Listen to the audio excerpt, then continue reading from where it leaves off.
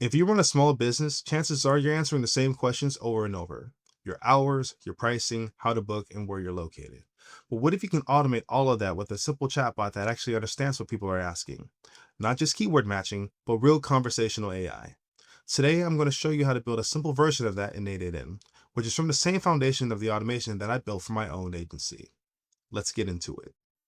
All right, so here we are at n8n. We're going to start from a blank workflow and build this out together step by step. But before adding anything, we're going to consider a mental model of how this chatbot is going to work. Because once you understand this, every chatbot that you'll ever build after this will always make sense.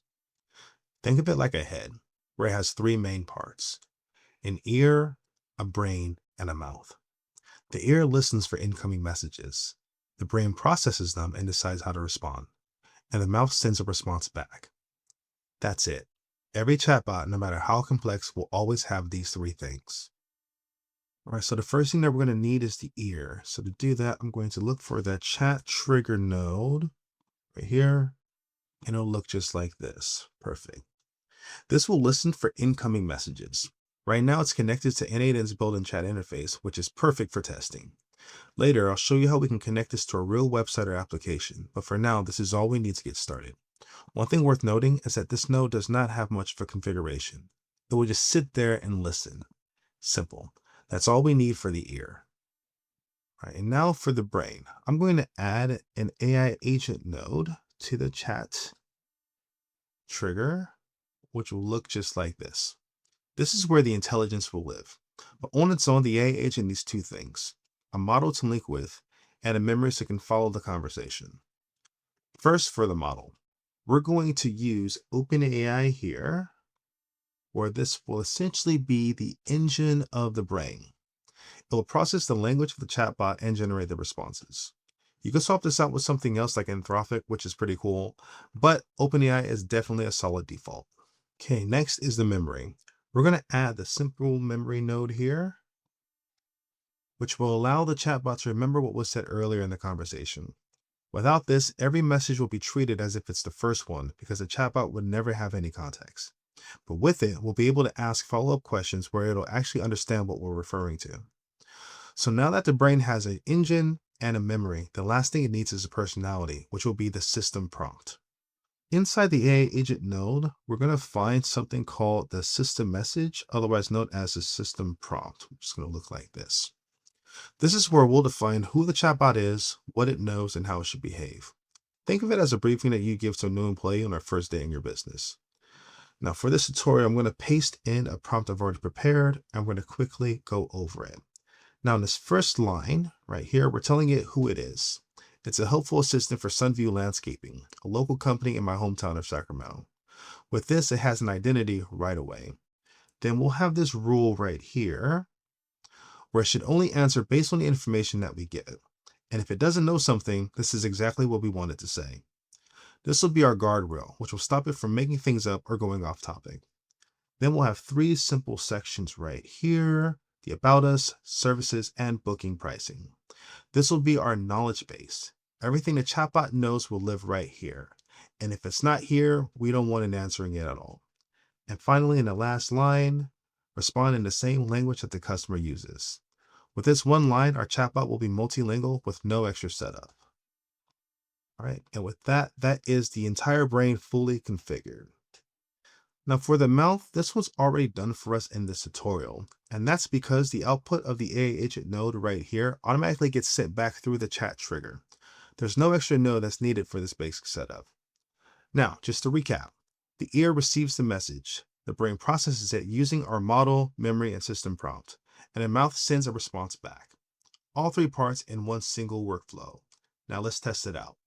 We'll use the built-in chat right here at the bottom, and we'll start with something simple. What are your hours? All right, basic FAQ question. Let's see what it says. All right, and perfect. It'll pull the hours straight from the system prompt, which is exactly what we wanted.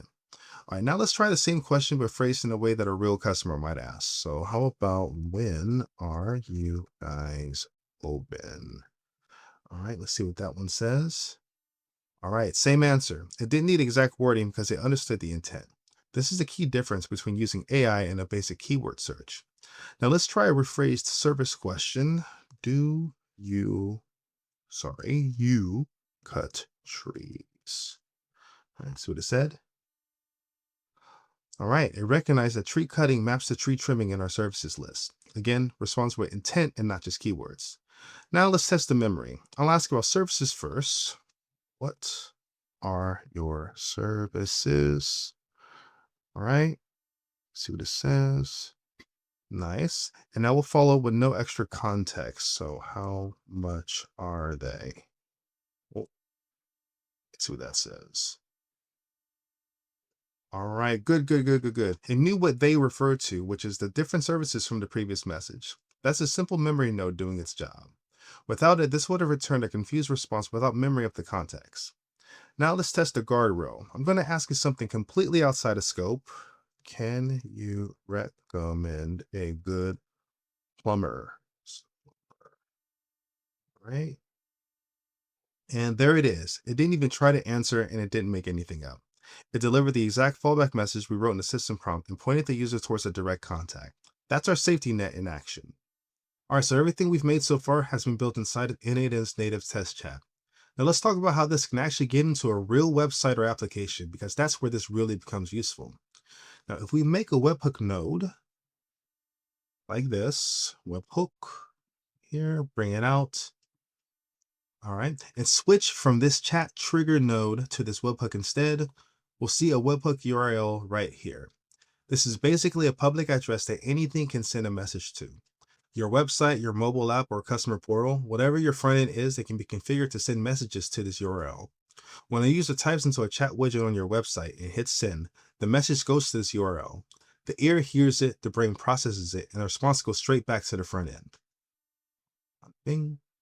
All right, the workflow itself doesn't change at all. All right, you're just swapping out the test chat for a real front end. The brain doesn't know the difference. It just receives a message and responds. Now, building a front end is a separate topic that we're not going to cover today.